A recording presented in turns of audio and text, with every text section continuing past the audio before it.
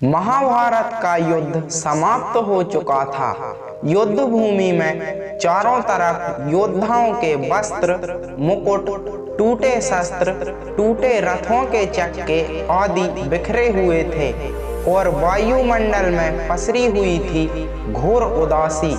गिद्ध, कुत्ते, सियारों की उदास और डरावनी आवाजों के बीच निर्जन हो चुकी उस भूमि में द्वापर के सबसे महान योद्धा भीष्म पितामह सरसैया पर पड़े सूर्य के उत्तरायण होने की प्रतीक्षा कर रहे थे। तभी उनके कानों में एक परिचित ध्वनि शहद घोलती हुई पहुंची। प्रणाम पितामह।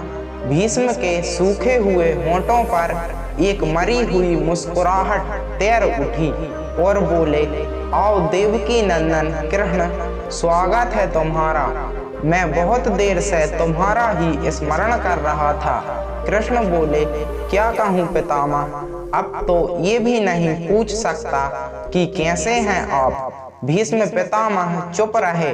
कुछ क्षण बाद बोले, कुछ पूछूं केशव, बड़े अच्छे समय से आए हो। संभवतः शरीर छोड़ने के पूर्व मेरे अनेक भ्रम समाप्त हो जाएंगे। कृष्ण बोले, कहिए ना पितामह। भीष्म पितामह ने कहा, एक बात बताओ कृष्ण, तुम तो ईश्वर हो ना। कृष्ण ने बीच में ही टोका और कहा, नहीं पितामह, मैं तो आपका पुत्र हूँ, ईश्वर नहीं। भीष्म उस घोर पीड़ा में भी ठहाके लगाकर हंस पड़े और बोले, कृष्ण, मैं अपने जीवन का स्वयं कभी आकलन नहीं कर पाया। संभवतः नहीं जानता कि अच्छा रहा या बुरा, पर अब तो इस धरा से जा रहा हूँ कन्हैया, अब तो ठगना छोड़ दो। कृष्ण भीष्म पितामह के थोड़ा करीब आए और उनका हाथ पकड़कर बोले, कहिए पितामह, क्या पूछना चाहते हैं आप। भीष्म पितामह बोले, एक बात बताओ कन्हैया, इस युद्ध में जो हुआ वो ठीक था क्या। कृष्ण ने कहा, किसकी ओर से पितामह, पांडवों की ओर से या कौरवों की ओर से। भीष्म पितामह ने कहा, कौरवों के कृत्यों पर चर्चा का तो अब कोई अर्थ ही नहीं रहा कन्हैया, पर क्या पांडवों की ओर से जो हुआ वो सही था। आचार्य द्रोण का वध, दुर्योधन के जंघा के नीचे प्रहार, दुशासन की छाती का चीरा जाना, जयद्रथ के साथ हुआ छल, निहत्थे कर्ण का वध, सब ठीक था क्या। कृष्ण ने कहा, इसका उत्तर मैं कैसे दे सकता हूँ पितामह। इसका उत्तर तो उन्हें देना चाहिए जिन्होंने यह किया है। उत्तर दें दुर्योधन का वध करने वाले भीम, उत्तर दें कर्ण और जयद्रथ का वध करने वाले अर्जुन। मैं तो इस युद्ध में कहीं था ही नहीं पितामह। भीष्म पितामह ने कहा, अभी भी छलना नहीं छोड़ोगे कृष्ण। अरे विश्व भले ही कहता हो कि महाभारत को अर्जुन और भीम ने जीता है, पर मैं जानता हूँ कन्हैया कि यह तुम्हारी और केवल तुम्हारी विजय है। मैं तो उत्तर तुम्ही से पूछूंगा कृष्ण। भीष्म पितामह ने इतना कहते ही कृष्ण थोड़ा गंभीर स्वर में बोले, तो सुनिए पितामह, कुछ बुरा नहीं हुआ, कुछ अनैतिक नहीं हुआ, वही हुआ जो होना चाहिए। भीष्म पितामह ने कहा, यह तुम कह रहे हो केशव। मर्यादा पुरुषोत्तम राम का अवतार कृष्ण कह रहा है। यह छल तो किसी भी युग में हमारे सनातन संस्कारों का अंग नहीं रहा, फिर यह उचित कैसे हुआ। कृष्ण ने कहा, इतिहास से शिक्षा ली जाती है पितामह, पर निर्णय वर्तमान की परिस्थितियों के आधार पर लेना पड़ता है। हर युग अपने तर्कों और अपनी आवश्यकता के आधार पर अपना नायक चुनता है। राम त्रेता युग के नायक थे, मेरे भाग में द्वापर आया था। हम दोनों का निर्णय एक सा नहीं हो सकता पितामह। भीष्म पितामह ने कहा, मैं कुछ नहीं समझ पाया कृष्ण। कृष्ण ने कहा, पितामह, राम और कृष्ण की परिस्थितियों में बहुत अंतर है। राम के युग में खलनायक भी रावण जैसा शिव भक्त होता था।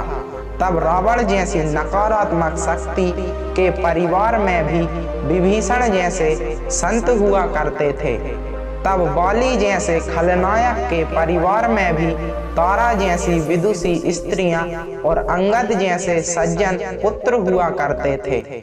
उस युग में भी खलनायक धर्म का ज्ञान रखता था, इसलिए राम ने उनके साथ कहीं छल नहीं किया। किंतु मेरे युग के भाग में कंस, जरासंध, दुर्योधन, दुशासन, शकुनी, जयद्रथ जैसे वीर पापी आए हैं। उनकी समाप्ति के लिए हर छल उचित है। पितामह, पाप का अंत उचित है। पितामह वह चारों जिस विधि से हों। भीष्म पितामह ने पुनः प्रश्न किया, तो क्या तुम्हारे इन निर्णयों से गलत परंपराएं नहीं प्रारंभ होंगी? क्या भविष्य तुम्हारे इन छलों का अनुसरण नहीं करेगा? और यदि करेगा तो यह उचित होगा। कृष्ण ने कहा, भविष्य तो इससे भी अधिक नकारात्मक आ रहा है पितामह। कलयुग में तो इतने से भी काम नहीं चलेगा। वहाँ मनुष्य को कृष्ण से भी अधिक कठोर होना होगा, नहीं तो धर्म समाप्त हो जाएगा। जब क्रूर और अनैतिक शक्तियां सत्य एवं धर्म का समूल नाश करने के लिए आक्रमण कर रही हो, तो नैतिकता अर्थहीन नहीं होती पितामह। तब महत्वपूर्ण होती है विजय, केवल विजय। भविष्य को यह सीखना ही होगा पितामह। भीष्म पितामह ने पूछा, क्या धर्म का भी नाश हो सकता है केशव? और यदि धर्म का नाश होना ही है तो क्या मनुष्य इसे रोक सकता है? कृष्ण ने कहा, सब कुछ ईश्वर के भरोसे छोड़कर बैठना मूर्खता होती है पितामह। ईश्वर स्वयं कुछ नहीं करता, केवल मार्गदर्शन करता है। सब मनुष्य को ही स्वयं करना पड़ता है। आप मुझे भी ईश्वर कहते हैं ना, तो बताइए ना पितामह, मैंने स्वयं इस युद्ध में कुछ किया है? सब पांडवों को ही करना पड़ा। यही प्रकृति का संविधान है। युद्ध के प्रथम दिन यही तो कहा था मैंने अर्जुन से, यही परम सत्य है। कृष्ण की बातों को सुनकर भीष्म पितामह संतुष्ट लग रहे थे। उनकी आंखों में धीरे धीरे बंद होने लगी। उन्होंने कहा, चलो कृष्ण, यह इस पृथ्वी पर अंतिम रात्रि है। कल संभवतः चले जाना होगा। अपने इस अभागे भक्त पर कृपा करना। कृष्ण ने मन में ही कुछ कहा और भीष्म को प्रणाम कर लौट चले। पर युद्ध भूमि के उस डरावने अंधकार में भविष्य को जीवन का सबसे बड़ा सूत्र मिल चुका था। जब अनैतिक और क्रूर शक्तियां सत्य और धर्म का विनाश करने के लिए आक्रमण कर रही हों, तो नैतिकता का पाठ आत्मघाती होता है।